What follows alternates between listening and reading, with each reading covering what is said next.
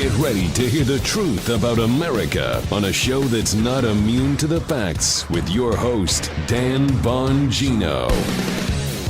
All right, it's Labor Day. Good news, bad news day. The good news is it is Labor Day, and a big, healthy, hearty thank you to America's tradesmen, laborers, electricians, carpenters, as my brother always says, the steam fitters, the tin knockers, every guy who's farmers, truckers, men and women out there with their dirt underneath their fingernails who built this country. God bless you. Thanks for your hard work. Today's the day we acknowledge it. So that's the good news. The bad news is we have a Category 5 disaster, monstrous hurricane, Dorian, sitting. I mean, there's a picture. Thank you, Paula.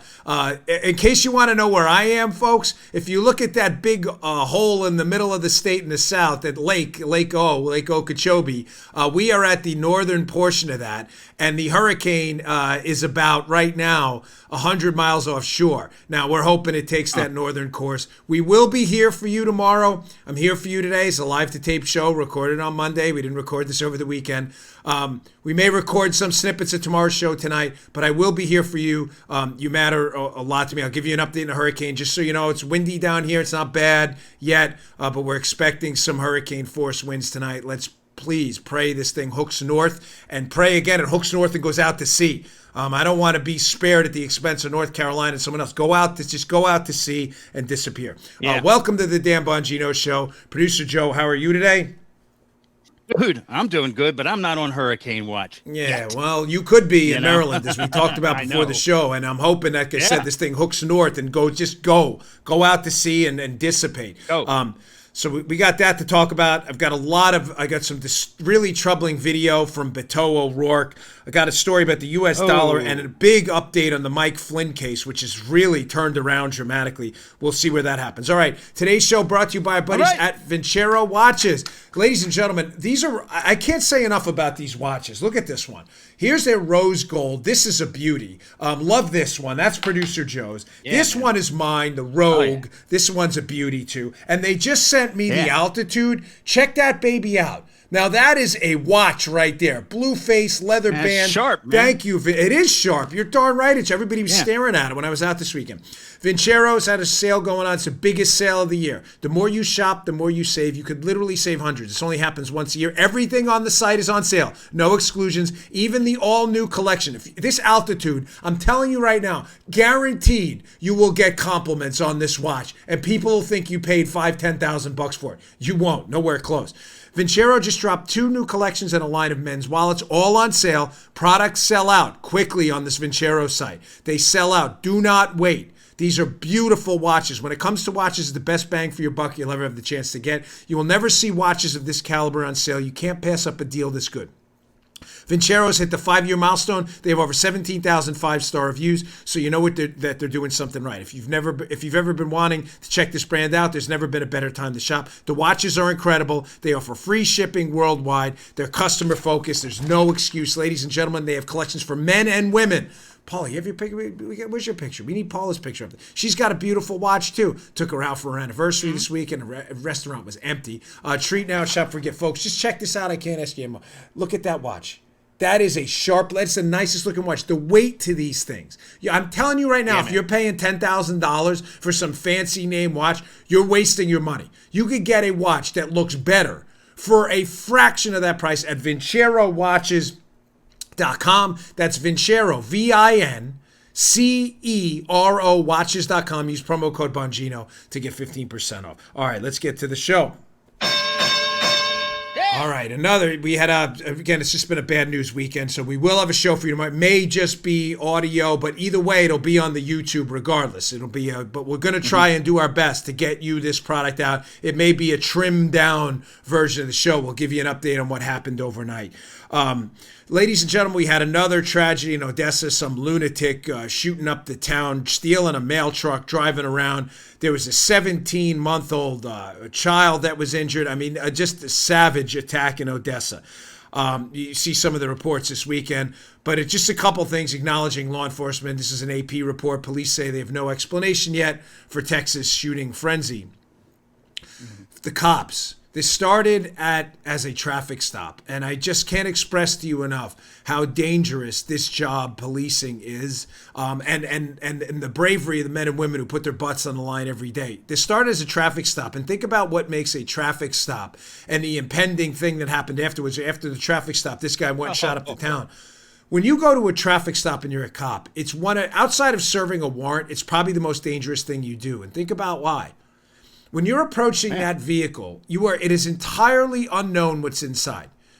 That person inside the vehicle, there are two reasons they're dangerous, has two assets. So under reason number one, it's very dangerous. That person has two assets in that car. You don't. You're out of the car. You have to go to the window. They have cover and they have concealment. They have cover behind the mechanical structure of the car where they can see cover meaning it is some anti-ballistic properties. Car doors, sometimes can, depending on the round, can protect you against some rounds. So they have cover. They also have concealment, though. Up until the minute that police officer goes up to the window, what that person's doing is entirely concealed. If they're fumbling around with a firearm and they're going to roll down the window and, God forbid, engage this police officer in a deadly event, you have no idea until you see them. Which leads to part number two of why they're so dangerous. Being a police officer is inherently reactive. You can't be proactive on a car stop. What I mean is, you can't just start shooting because you think the guy's got a gun in the car. That's not the way it's inherently reactive. So the police officer walking up to the car, his reaction time is always going to be slower because the person in the car, if they're going to engage like this lunatic did with the rifle, he knows what he's going to do. The cop has no idea.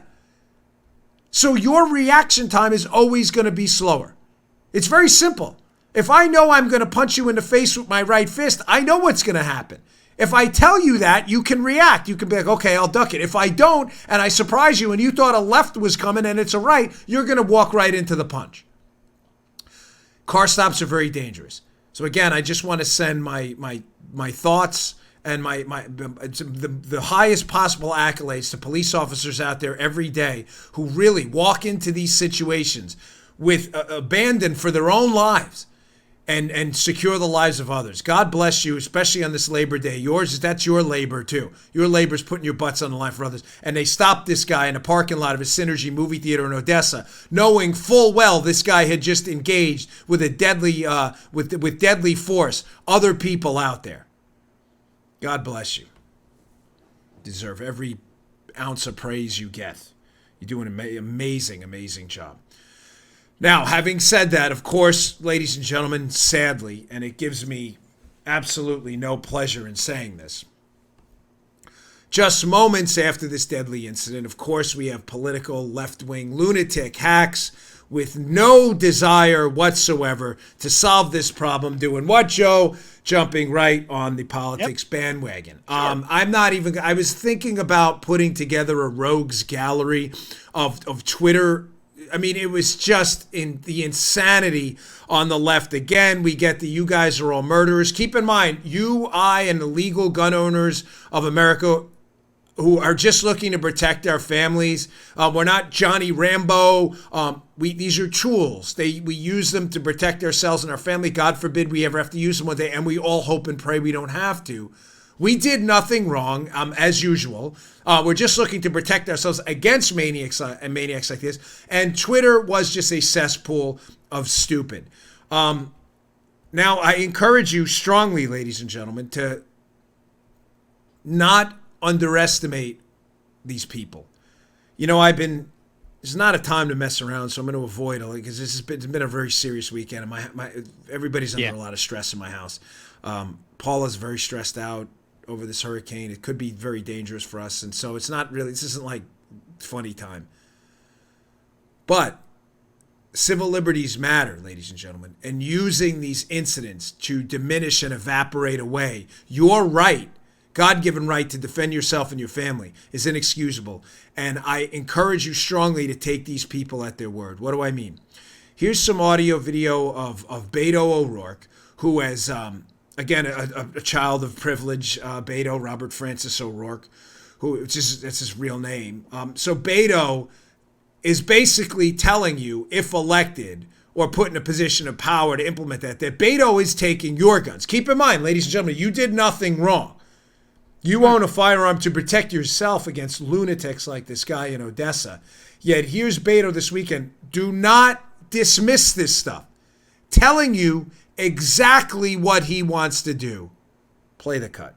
How do you address the fears that the government is going to take away those assault rifles, as you call them, if you're talking about buybacks and banning? Yeah. So I want to be really clear that that's exactly what we're going to do. Americans who own AR-15s, AK-47s, will have to sell them to the government. We're not going to allow them to stay on our streets, to show up in our community. No, we're not asking, okay, Beto? Child of privilege, Beto. I don't know where you're getting this from. We're not asking you for permission. Nobody is asking you. You have you don't have Justice League-like powers, some higher power intellect. You are a failed, fallible human being who blew it in his run for the U.S. Senate. You are a child of privilege who skateboards for a living and does hot yoga. We're not interested. Nobody is asking you. That is not a serious proposition. So just to be clear on what this guy's telling you, you did nothing wrong. You may own rifles, you may own pistols. Your rifles and pistols have never been used to hurt or harm another human being. Hopefully you've never had to use them to protect your family either. You may one day, God forbid. You've done nothing wrong. And Beto, his solution to a killer, a homicidal maniac, who went on the shooting spree, is to come to your house and penalize you, taking away your right to defend yourself against people like that. So just to be clear, a prior criminal who loses his marbles, shoots at police officers, kills people in Odessa, Texas, and goes on a rampage, their solution to the problem is then to take away your right to defend yourself against people like that? Folks, do not ignore this stuff. These people aren't kidding. This insulated political hack is running to be the president of the United States. He just told you, make no mistake, we are going to buy back. What are you going to... Listen, I told you already. I've said it on this show. Not me. Not me. Get a warrant. Come to my house. I love police officers. In that case, but you're not taking them voluntarily. I will go out in the handcuffs. I'm not going to hurt anybody. I'm not interested in that. I'm not a violent person by nature, and I wouldn't hold it against the police officers at all. They're doing their jobs as well. I'm just telling you, I'm not giving you my firearms. Absolutely not. You forget it. It's not even an option. Get your warrant, and you can then come in and arrest me and execute it. I did nothing wrong. I am not forfeiting the right in a hurricane zone. God forbid we have days or a couple weeks of chaos to protect myself and my family because you want to be the president of the United States. As we can see in this little video playing in the background, if you want to check it out. But you can see even in Hong Kong, this is what happened. I mean, you have these entirely, unarmed, disarmed people. And what do? You get governments like what's happening in China right now, beating the crap out of people on tape. I'm not interested. This is really shameful what's been happening here, ladies and gentlemen. It's an absolute disgrace. You want to talk about ways to stop? Listen, we have a gun violence problem. I understand that. You want to talk about gun crime task forces, extra penalties, mental health screenings, better public awareness campaigns on the warning signs. Those will actually make a difference. Coming to the house of legal gun owners and confiscating their weapons while criminals tell you to go pound sand and buy them on a robust black market is about the dumbest, most counterproductive idea I've ever heard in my life. We're not asking, Beto. Nobody's asking. We're not asking you for permission. I don't know where you got that from. Folks. And, he is who he says he is. Don't forget that. We said that last week. They are not kidding. They are who we thought they were, to quote Denny Green. They are not messing around. Listen to them. Yes. All right. I know we got sponsors. Thanks, I got Dan. a stack show. I've got a lot coming up. Don't go anywhere. I warned you about the canary trap. Yeah. In case you regular listeners, well, there's been some breaking news. Yeah, so we're going to get into that. Don't go anywhere. I also got some potentially ominous, I don't want to be Debbie Downer, but some bad signs for the dollar as the world's reserve currency. Don't go anywhere. Stays a Stack Show. All right, I'm going to take a quick break for the second sponsor. All right, today's show brought to you by eToro. eToro. E-T-O-R-O. eToro. Go to eToro.com. The best way to be smart about trading cryptos is to use the smartest trading platform. I have eToro. That's why I'm excited to tell you about eToro. I've always been interested in cryptos. I needed the information. eToro.com is where I went. I'm glad I went there. eToro is one of the largest trading platforms in the world with over $1 trillion in trading volume on the platform per year.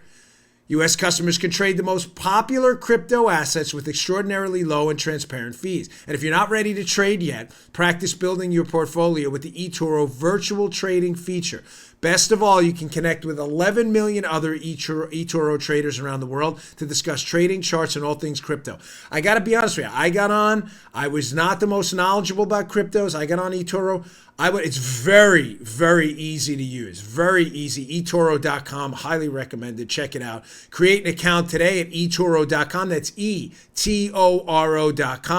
Building your crypto portfolio the smart way. eToro is cryptos made easy. It's the smartest crypto trading tool out there. They have low and transparent fees. They facilitate over $1 trillion in trading volume per year globally. Try before you trade. You can do this is pretty cool. You can do a virtual portfolio with a $100,000 virtual budget. You can try it before you check it out with your assets. Connect with over 11 million other eToro traders around the world using social fees. Never miss a trading trend with charts, pricing alerts, and social feeds. Go to eToro.com. That's eToro.com. This ad has been sponsored by eToro. Make sure to check them out again. eToro.com. Okay, moving on. So, got some emails on this week. We've been discussing for a couple of years now that if you were paying attention, I wish I had this video today, audio. We played it a couple times, but I'll sum it up for him. Sorry, we've just been with the hurricane. Paul and I, we want to get you a quality show, and it's taken a lot longer than usual because the power kept going out this morning. Hence why that ad was done that way. There's a slight blip we had to cut out there, behind the scenes stuff, breaking down the fourth wall. Because we have to click save. I don't want to lose the show for you all. But a couple of years ago, we played for you Jeff Sessions at the time when he was the Attorney General, under Trump, obviously, giving a press conference where he was saying that there was going to be an effort to weed out leakers within the government. In other words, what I'm getting at is what I'm telling you is not some conspiracy theory. They did a press conference about it where the Department of Justice said, if you're a leaker in the government, there's a behind-the-scenes effort right now to weed you out. Now, through the course of 2 years, here and there, we've given you examples of where we think information that leaked was leaked intentionally the wrong way in a canary trap to weed out leakers. Now, some of the evidence we presented, and what I think is quite suspicious, because if you're going to do a canary trap where, let's say I think Paula's leaking information about the behind the scenes on my show, and I tell her, next week we got this big special, but don't tell the audience what we're going to do. And I leak to Paula that we're going to do the special show on Tuesday, and then I leak to Joe that we're going to do the special show on Wednesday, and then it leaks to the press, Bongino, special show on Wednesday. I know Joe was the leaker because I intentionally gave them, right, Joe's a snitch. Joe was a snitch. He was Sammy the Bull, right? So I know that. That's what the canary trap is. Now, the essence of a canary trap, to make it work, to trap leakers, is the information has to be somewhat believable.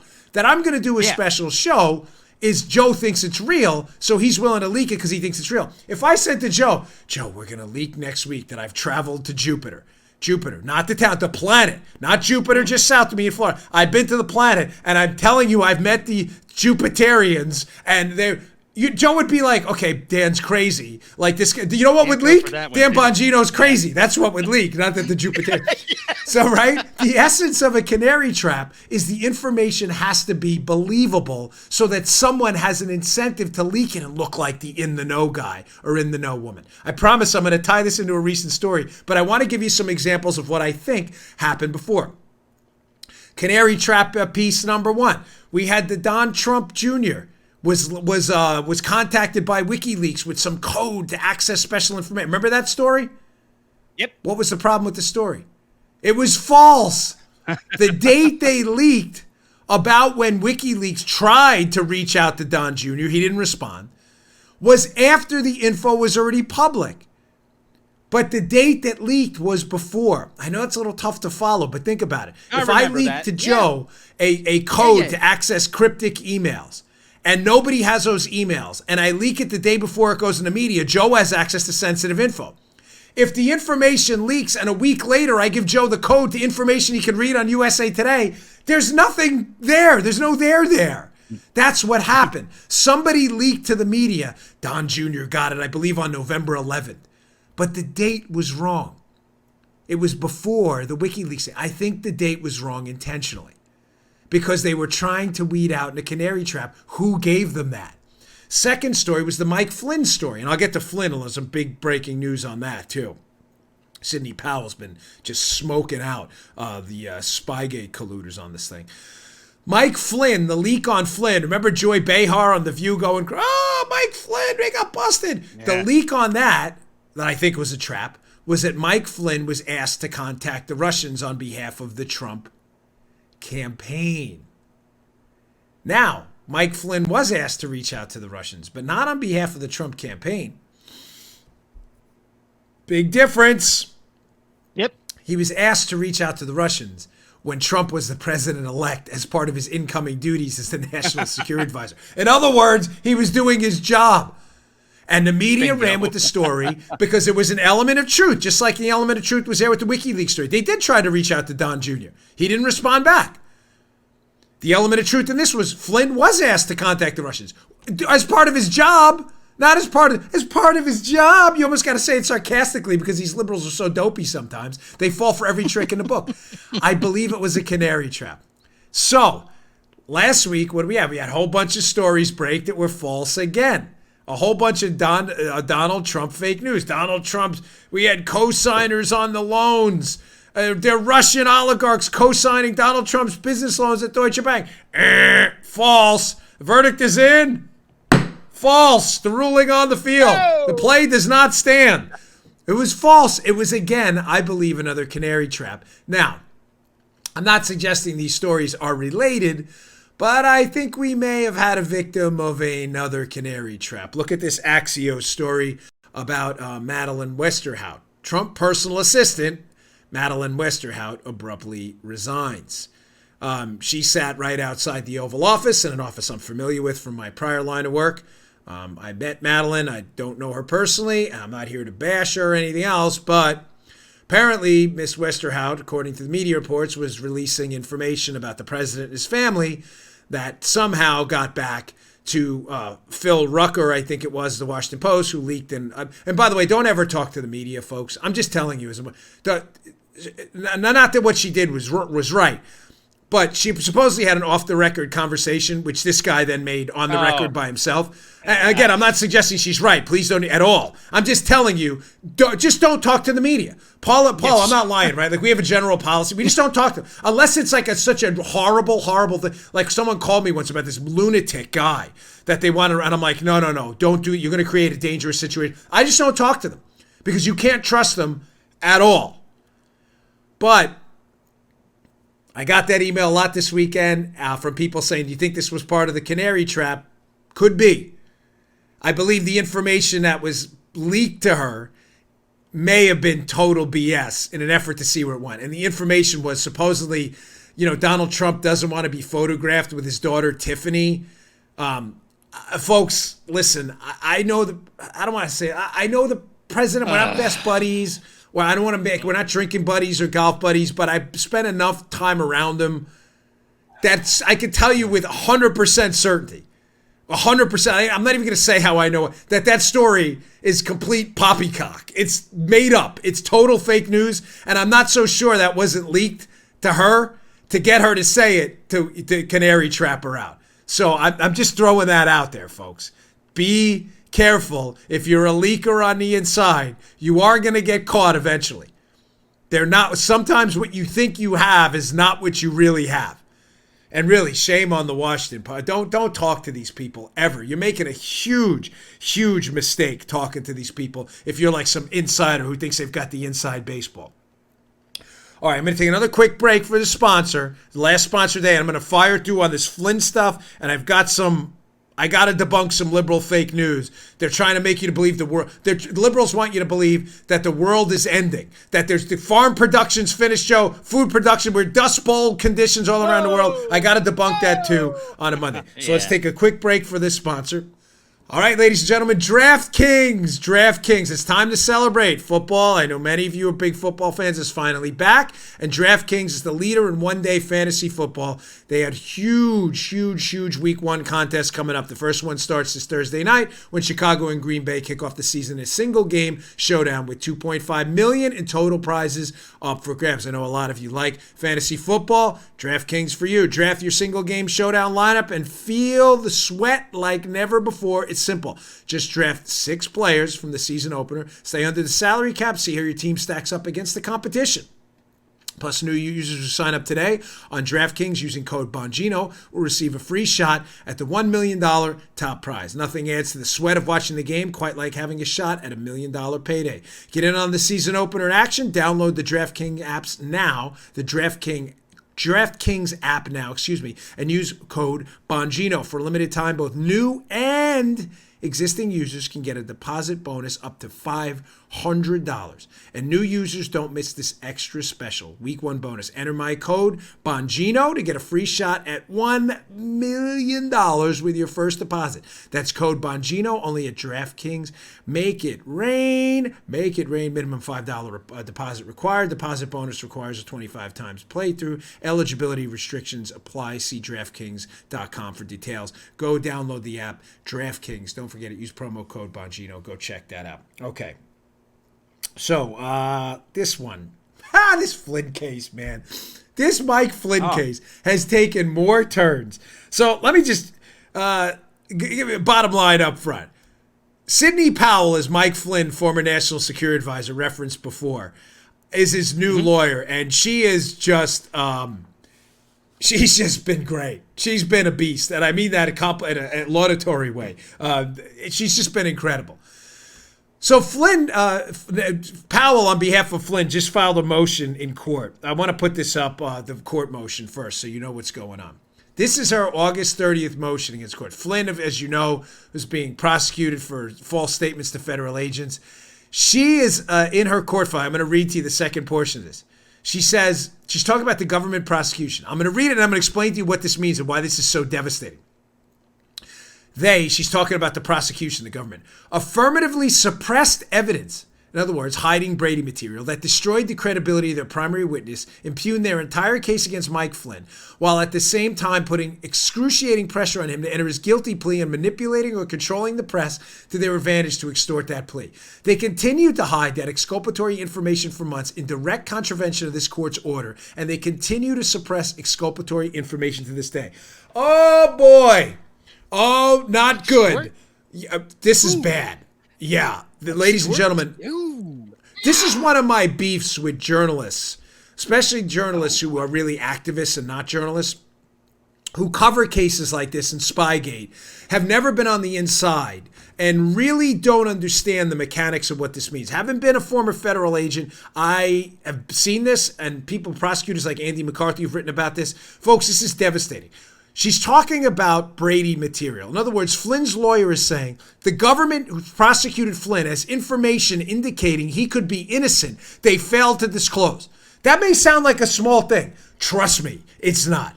When you are a federal agent, the failure to disclose Brady material, indications of a subject's innocence, you understand it's a career ender? Listen, the feds listening to the show and the cops, you know what I'm saying is true. If you are in possession of legitimate material indicating the male or female subject to your case is innocent of the crime you're swearing under oath in affidavits and otherwise, there's probable cause they committed, you are in a world of trouble. I cannot emphasize to you enough how serious this is. This is the equivalent of being a bank teller and taking a 10% cut of every transaction for yourself. You'd be fired and arrested the next day. Now, you probably won't be arrested for Brady material, but you will never, ever be allowed to testify in a court case again. It is literally a career ender. Your career as you know it, not figuratively, will be over. It will never be the same again if you are caught doing this. Powell, you can see in this Epic Times piece, Flynn's new lawyer, is making a very serious allegation here that they're hiding evidence that Flynn is not guilty. Ivan Penchikov has a piece up. It'll be in the show notes. It's very good. Flynn accuses prosecutors of hiding exculpatory evidence and demands they be removed. Now, from the piece, inside the Epic Times piece, there's a couple of nuggets in here. I want to explain to you where I think they're going and why the government, so just to be clear on what the government did. The government prosecuting Flynn has transcripts of Mike Flynn's conversation with the Russians. That's the bedrock of this whole case. Remember that, Joe? The FBI is simply alleging that Mike Flynn spoke to the Russian ambassador on a call and that Mike Flynn told the FBI the contents of that call were different than what they actually were. But the transcript seems to be the transcripts. Why don't we have the transcripts yet? They want to produce summaries, the government. I'm going to get to why that's a disaster, and we shouldn't accept any of that in a second, from a prior case some of you may remember. But from the Epic Times piece, I want you to check this out. Among the exculpatory evidence, meaning Brady material, evidence that may indicate that Flynn is innocent, Powell, Flynn's lawyer, believes the defense team may be concealing FBI notes memorializing the interviews between FBI agent Joe Pianka and senior DOJ official Bruce Orr. Powell, again, Flynn's lawyer, points out that the prosecutors in Flynn's case worked with Orr in 2016 and 2017. What does that mean? Why would anybody care? Well, what does that mean right there? What do I always tell you? Remember the names, remember the names, remember the names. Always remember the names. If you're reading that and you're seeing the name Joe Pianka creep up, you're probably like, where have I heard that name before? Why would Sidney Powell, Mike Flynn's lawyer, want conversations between FBI agent Joe Pianka and Bruce Orr? Remember what Joe Pianka was doing. Joe Pianka was the designated handler for Bruce Orr from the Department of Justice, who was still in communication with Steele. After Steele's fired by the FBI. So follow me here. Christopher Steele, dossier guy, fired by the FBI for leaking to the media. The FBI brings him back in, but can't use him directly. So they have him talk to the Department of Justice first to launder the information in Bruce Orr. They then assign an FBI agent, Pianka, to go get the information from Orr he's getting from Steele, despite the fact that Steele's been fired already. Kind of a problem, no? But where else does Joe Pianka figure big time in this investigation? Joe Pianka is the agent that goes to the White House during the initial days of the Trump administration and interviews Mike Flynn. Pianka's the same guy. Why would the FBI be hiding Pianka and Orr's conversations? Ladies and gentlemen, I'm going to throw out the possibility to you, which would be catastrophically bad for the Department of Justice, that maybe in those notes about Pianka and Orr's conversation about what Steele's saying, because remember, they got to launder it through Orr now because Steele's already been fired. Did Orr possibly ask Steele about Mike Flynn or Mike Flynn's role in this?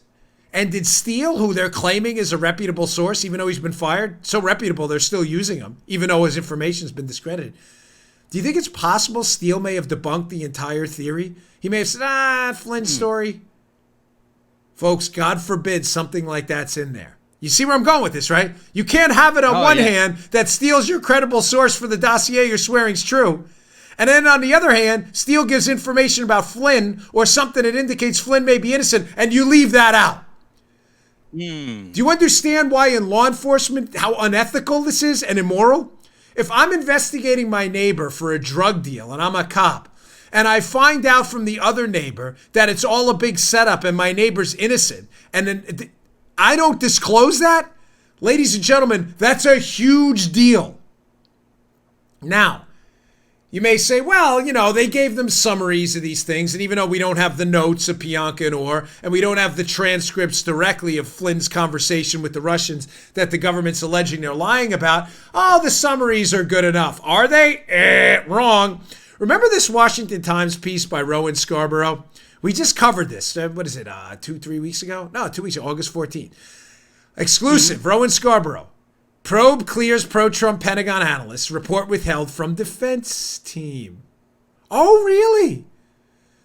Let me give you a little background on this case. So remember what we're talking about here. We're talking about federal agents you pay in a free constitutional republic who have information that may indicate one of their subjects is innocent, and they're refusing to turn it over to the lawyers on the defense team for Flynn. And they're saying, we'll just give you summaries. Well, in this case, this was the case of a Pentagon whistleblower named Adam Lovinger. It was the guy who we believe outed the contract with Stephen Halper, the spy in the case. But you don't need to, that part's a little complicated. We covered that in that show. You don't need to know that now. But this guy has come up on the Spygate folks' research screen because Lovinger's a Pentagon whistleblower who said, hey, the guy who spied for the government, Halper, on the Trump team, we had big contracts with him. He was then suspiciously investigated despite being a whistleblower, I believe, to shut him up. During that investigation, Joe, a key critical piece of information came up in a summary. I want you to read this from the Rowan Scarborough, but this is why we want the transcripts. I don't want your summaries. We don't trust you anymore. Sorry, from the Rowan Scarborough piece. So they turn over a summary of an NCIS analysis of what Adam Lovinger did, calling him basically a criminal leaker. Here we go, from the report. The NCIS report said an analysis of the hard drive of Mr. Lovinger, the whistleblower's U.S. government Dell computer, quote, listen to the quote, did not yield any classified or sensitive information. In other words, Lovinger was a whistleblower, did not leak classified or sensitive information. But that's not what the defense team got. Listen to the second paragraph here. In the declassified version of the report, Joe, the word not is missing. An NCIS spokesman told the Times on Wednesday that the file copy is being corrected to add the word not. Oh, gee, thanks. Gee. So the guy did not leak classified information, but in the summary, it says did leak classified information. How about that? Oh, yeah. It changes the whole meaning of the sentence. Sure. The whole meaning of the sentence. It reminds me of this. If I may just give a personal story. Paul and I celebrate our anniversary this week. We went down to a restaurant, Evo, we really love down here. It was empty. It's like one of the most popular restaurants around because of the hurricane. It's like it's destroying businesses down here. This hurricane has been a major disaster. But I wrote on my Facebook, if you want to check it, I put a picture of me and Paula, the lovely Paula. I said, Paula and me, celebrating our anniversary at Evo or whatever. So I get the grammar police come out and they're wrong. This is what drives me crazy. I just said, it's Paula and I. No, it is not. It is not Paula and I. If you take Paula out of the sentence would read entirely incorrectly, I, celebrating it's not, it would be me celebrating my anniversary. And this lady is going back and forth with me on Facebook. I'm an English, you are wrong. I am sorry. I had to send her the I versus me. You are not right. You are not right. If it said Paula and me were celebrating, then it would be Paula and I were celebrating our anniversary. Because if you take Paula out, it would read I was celebrating my anniversary. That is not right. Stop correcting me when you're wrong. It's embarrassing. And then the lady got all offended. Keep in mind, she reaches out to me to incorrectly correct my grammar. And then she goes, I object to the tone of your response. I'm not tone, you're wrong. I'm sorry. You reached out to me. It's your fault, not mine. I wasn't mean. I just said you're wrong. He was only trying to help. Oh my gosh. I said, I just don't want you to make the same mistake. She didn't like that at all. Oh man. So folks, bottom line on this story, that's a big grammar mistake. He did not leak classified information to he did leak is kind of a big deal. And that's why I'm saying with Flynn, to tie this story, because I had a lot more to get to, get the transcript I'm not interested in your summary of the transcript. I can see it now. Here's Strzok. Strzok hands over the summary. Here you go, Powell. Peter Strzok, a corrupted FBI investigator in the Trump. Here it says, Mike Flynn did cooperate with the Russians. This is our summary of the report. And then they read in the initial report there, Mike Flynn did not cooperate. You missed not. You missed the knot in there. I don't mean the tie knot with a K. I mean like the knot. That's kind of a big deal, no? Get the transcripts. Get the transcripts.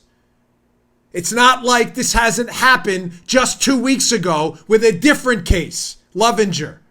Get the transcripts. I'm sorry. I'm done trusting people, folks, after that Comey debacle last week. Quick note before we move on. I got a lot, and I mean a lot, of feedback on Friday's show.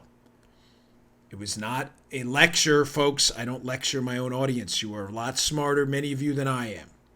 Okay? I have different life experiences. It was simply a warning not to give up on Trump. I will say this. The email was overwhelmingly positive. I don't say that to kind of dissuade people from sending negative emails. Probably 99% positive. But I did get some emails from people who didn't like Friday's show. Didn't like the tone of it. Fair enough. I put my email out there. I read it. I responded to some positive, some negative. I couldn't respond to all of them. But again, I'm here for the truth. It matters. And the show was not meant to be anything other than a call to action to get us all ready for the fight ahead. I just don't want anybody to give up. That's it. If you took it the wrong way, my sincere apologies. It's not how I meant it. But, I get it. I get how some people... But Friday's show was an emotional one. It did bonkers numbers for us. But I did get a lot of positive and some negative feedback. So check it out. It was about Comey and how I had received some emails from people who literally said, I'm giving up. I mean, that's what I was responding to. Don't. There's no giving up. We're in this fight for the long run. We got an election coming up. There's no time for giving up. But I did want to address that. I should have addressed it in the beginning of the show. Okay, no giving up on Flynn either. He needs our help, and good for Sidney Powell for fighting back. Okay, this, I wake up every morning, and my goal in life is to correct liberal nonsense that pervades its way through the sphere of influence out there. So I read the Wall Street Journal this morning, and I had seen this last week bumping around Twitter. There's this report out there. We're all dying, Joe. The farms are dying. It's going to be the Dust Bowl. Grapes of wrath. It's over. Forget it. The world is turning into a barren desert. So, Wall Street Journal today, a famine of fact at the UN Climate Panel by James Taylor, August 30th, 2019. The IPC, that's the Climate Change Panel, sounds an alarm about food production. But another UN agency's data show it's a false alarm. So just to be clear, this has been going around. The liberals are using this talking point again. You may hear it. You may see it come up in a debate. There was this report delivered by the UN IPC, their Climate Change Panel, suggesting that food production, Joe, is going down. We're in trouble. In other words, we're all gonna die. You're gonna starve to death. Every one of you is gonna. And now, Joe, what do you think the reason is? Of course, the reason for everything. Climate change. It's got to be climate change. Climate change is the reason for. Climate change is the reason for no storms. Climate change is the reason for a lot of storms. Climate change is the reason for powerful storms. It's the reason for the existence of the temperatures increasing. It's the reason for temperatures decreasing. The central tenet of a conspiracy theory, Joe, is it is non-debunkable, right? Now, when you said when it was global warming and the globe was actually level in temperature, they said, well, that's climate change. When we didn't have a hurricane in Florida, which we didn't for, I think it was 11 years between landfalls of a hurricane, that was climate change. Now that we've had hurricanes 4 out of the last 4 years, that's climate change too. In other words, it's a non-debunkable, it is the hallmark of a conspiracy theory. When people want to tell you a conspiracy theory that, whatever, I mean, think of a conspiracy theory that's been debunked 62 different ways from Sunday. When you try to use logic with those people, I can name a few, they email me back with another theory about why the theory, it's non-debunkable. So the UN themselves is putting out a conspiracy theory that we're all going to die and that the earth is becoming a barren desert without food production. Well, here's another line from the Wall Street Journal piece from a separate, this is the same UN, folks, just a different panel. At the same time, the UN Food and Agriculture Organization reports that new records, wait, hold on. New records. They're not talking about records like vinyl. New records were set for global corn, wheat, and rice production 5 years running through 2017, which is the most recent year for data's available. How is that possible? It's not. They're lying to you again. They're making up a story. This is not a barren wasteland. The existence of this hurricane, and by the way, don't send me stupid emails if you're liberals about this stuff. I'm living through this, okay? You're not. I love it. I live down here in Florida. It's big boy rules. I said to Joe and my father who called me before the show, we bought a place knowing the risks. I don't want the taxpayers subsidizing my risk and my appetite. I bought it. My problem. It's my problem to deal with. Our neighbors band together, we'll get it done. Big boy rules, and I get that. But don't lie to me, pee on my leg, and tell me it's raining. I saw a report this weekend. Matter of fact, Paul, you may smile at this one. Someone told me, well, these storms are more powerful because the ocean is warmer now because of climate change. So I looked it up. That's not true either. Global temperatures have not gone up at all recently. It's entirely inaccurate. It's just not true. You know why we get hurricanes? Because we've always gotten hurricanes. Because that's how the environment redistributes heat around the globe. Storms and hurricanes. It's just not true. Their storms are not more powerful because the globe is heating up. It's just not true. We didn't have a hurricane here for 11 years. It's so hot there were no storms. The globe is not dying. We are not going to starve to death because we live in a barren wasteland. The data shows the exact opposite is true. Wheat, corn, rice, up.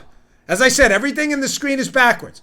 I'm actually pointing in the wrong direction here because everything's inverted. When I try to point to Joe, I got him. He's actually this way on my screen, but he's not that way. He's there. That's not the case with up. Up is always up on the show. Global wheat and corn and rice production, up, not down, up. But they don't do data.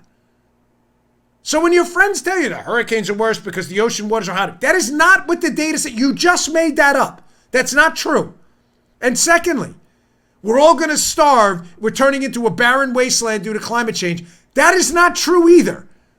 Food production, up, this way. Some may freeze to death. That's good. Birdie drops never go out of style. Ever. The verdict is in. Nice drop, Joe Arbacon. Someone told me, by the way, I always love audience feedback because we always break down the fourth wall, and this show's just different. I let some of it I take to heart, some of it I have a general rule: if I don't get 20 emails about something, they're not really upset about it because we get a lot. So I don't want to. But someone said, don't acknowledge the drops. They're funnier when you don't acknowledge them. I don't know they're coming. It's not planned. I'm like you. You have to understand with the drops once in a while. And Joe doesn't like, he's fair. He doesn't like abuse or anything. But when Joe puts the drops in, folks, please understand. I have no idea. When you're at a radio station, right? And you're looking at your producer, like when I worked at WMAL, I can see when he's going to do a drop. So you get ready. I turn into an audience member when Joe does that. I'm laughing too because it's funny. That was great. I didn't know that was coming. Nice job. I don't see what he's doing. Yeah, perfectly timed. All right. Last story of the day. This is an important one. When we first started doing this podcast, we did a lot of economics, and a lot of you listeners were like, hey, man, let's get back to some of that stuff. I really enjoyed it. I hope you do. I try to keep it simple. It's, it's not econ talk like Russ Roberts' podcast, which is excellent, by the way. But I do try to bring about stories I think I can relate to the average man and woman out there. And folks, there's a story in the Hill I think you need to be really concerned about. It's called The End of the Dollar as We Know It. I have it in the show notes today at Bongino.com. You subscribe to my email list at the website. I'll email to you and email the stories to you. This is worth your time. Andy Langenkamp, an opinion contributor. It's very good. It's a little bit apocalyptic. I don't want to panic anybody, especially with all this stuff going on. The hurricane, we had a shooting spree, but it's worth bringing up. The gist of the story is this, and I've explained this on the show before. For some of you who listen to my older shows, we were heavy on the economics. The dollar right now, ladies and gentlemen, is the world's reserve currency. What does that mean? It basically means that it's a safety, that we're the safety deposit box for the world. A lot of global transactions, because other economies and their currencies aren't stable and can fluctuate, the value goes up and down, the dollar stays relatively stable. Because of that, countries that deal with other countries and don't even deal with the United States, a lot of them say, I don't want your currency. Follow me. So country A deals with country B. Both of their currencies are... Country A says to country B, I'll let you buy our stuff, but don't give us whatever, your scoots from country B. That's with the Secret Service, we called everything scoots, foreign currency. Don't give us your scoots. What you have to do, country B, is if you want to buy our stuff from us, country A, you have to change your scoots for US dollars first and give us dollars. Why? Because a lot of these countries are so afraid that country B's currency is going to dip and go up and down that they're not going to get what they thought they got. In other words, if you give us 100 scoots on Monday, by Friday it may be worth 75 scoots. That's a bit of a dramatic example, but you get what I'm saying? It may not be worth what it was worth on Monday. That's generally not a problem with the US dollar, because the US economy is the strongest economy in the world. We are the global financial system in and of itself. Now, that's a very simplified explanation of what being the world's reserve currency means. Now, what's the benefit of that to us? The benefit of that to us is country B needs dollars. Why? Because it wants to buy country A's stuff and it can't do it with its scoots. It needs to buy dollars first. Well, when you need to buy dollars, what does that allow us to do? That allows the U.S., our Federal Reserve, a quasi-independent, it's not independent at all half the time, but whatever. That allows our Federal Reserve, Joe, to print and print and print and print. Now, typically when countries print endless supplies of money, what do? You get inflation. Pretty simple, right? Yeah. If there's $100 in the U.S. economy slushing around to buy, $100 worth of product, and we print $10,000, now you have $10,100 chasing the same 100 products. So what happens? The prices go up dramatically. Inflation's not hard. It's not hard to figure out. If you print more money to chase the same amount of products, then the products are going to cost more money, which means inflation. Prices go up. But Joe, why is inflation in the United States not gone up? Because we're printing these US dollars and all these countries around the world are scooping them up because we are the world's reserve currency. What does that mean for us? And why would this be a problem? Well, ladies and gentlemen, it's a problem because it allows the United States to run up endless debt. It's not always a good thing. Why does it allow us to run up endless debt?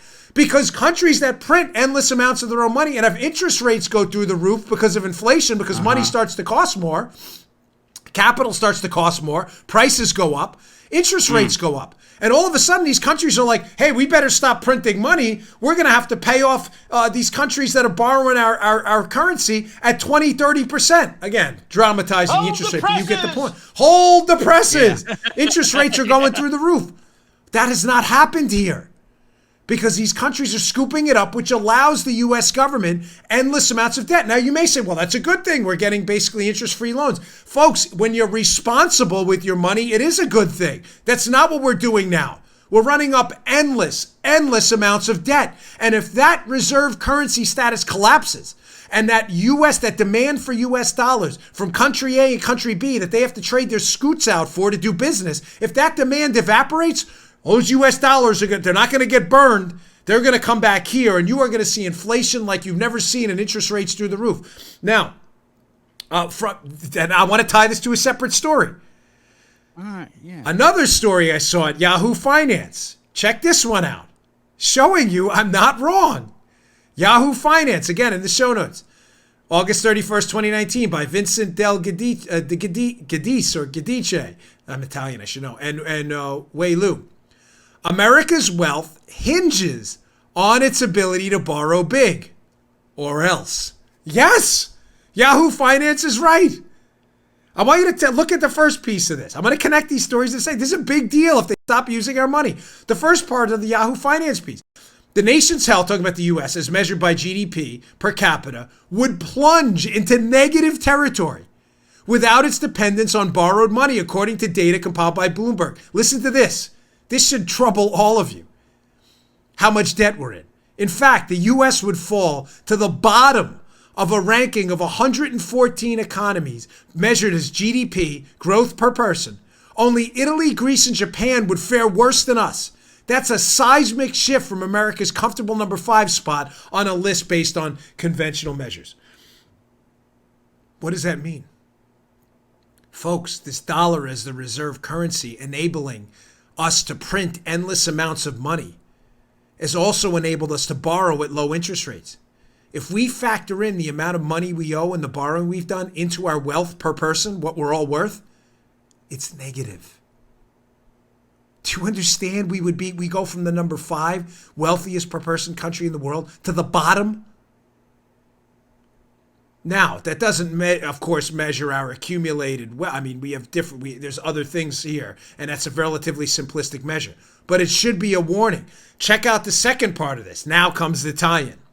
These are 2 unrelated articles I picked out today from Drudge that there's a common theme to. Luckily for Americans, a debt-free economy is unlikely to happen anytime soon. Even with growing trade wars against China and others and the Trump administration's projected $1 trillion budget deficit in fiscal 2020, the U.S. debt market allows for ample liquidity, and the U.S. dollar is considered the world's reserve currency. Paula, we have a snippet from that Hill piece? Folks, if the reserve currency status dissipates, we are going to be in a world of economic pain. From that Hill piece before, here's the warning signs. The dollar is currently used by counterparties, country A or country B, in 80 to 90% of all currency transactions. There's the good news. The dollar comprises 62% of the global currency reserves, whereas the euro is in second with a meager 20%. 60% of international outstanding debt is priced in U.S. dollars. All good signs. But if you read the piece, ladies and gentlemen, you'll see that a lot of those metrics are going down, down, down. The point they make in the piece is a great one at the end of the Hill piece. Remember, we took over as the world's only superpower from the United Kingdom. Yet the pound continued on for a very long time as the world's reserve currency. Until it wasn't. Be very careful. There's a little economics for I know a lot of you missed that stuff. Folks, please tune in tomorrow. Check us out on YouTube as well, youtube.com/Bongino. The audio podcast, always available on Apple Podcasts, Google Podcasts, iHeart, SoundCloud, and elsewhere. I'll try to take some video outside of the hurricane. I'm not going to put my family in any danger, obviously, but I'll give you a look at what it looks like down here. So I'll try to get some on my phone. It's getting a little ominous down here. But we will be here for you tomorrow, either as audio or video. But as I said, regardless, there will be a YouTube show. We may have to just intersperse it with snippets of video. We are going to make it happen, no matter what. So I'll be there for you. You've always been there for me. Love you guys and ladies to death. Thank you. And one final note.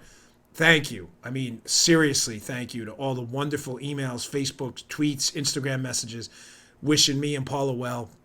We'll be all right. So we have a good house here, and thank you very much. You really are a fantastic audience. You've made my life so special. I can't even tell you. Thanks so much. I'll see you tomorrow. Hey, thanks for tuning in. Today's show was brought to you by my buddies at Brickhouse Nutrition. They make some of the finest nutrition supplements on the market. My personal favorite is Foundation. Now, you don't hear anything shaking in there. Why? Because the bottle is empty, because I use it. I love this product. Check it out. Foundation. It is a creatine ATP blend. Does 3 things. Look better, feel better, perform better. Go give it a shot. Go to brickhousenutrition.com/Dan. Try out this creatine ATP blend and take the mirror test. If you don't believe me, take the mirror test. Before you try Foundation, right? Go check it out. Give it about 7 days to work. Take a little mental snapshot of yourself in the mirror. Look at yourself after 7 days. You're going to love this product. Go check it out. brickhousenutrition.com/Dan. Check out Foundation today. Can't recommend it highly enough. Bottle's empty. Miles, the owner of the company, send me some more. Thanks for tuning in, folks. See you all later. You just heard The Dan Bongino Show. You can also get Dan's podcasts on iTunes or SoundCloud. And follow Dan on Twitter 24/7 @DBongino.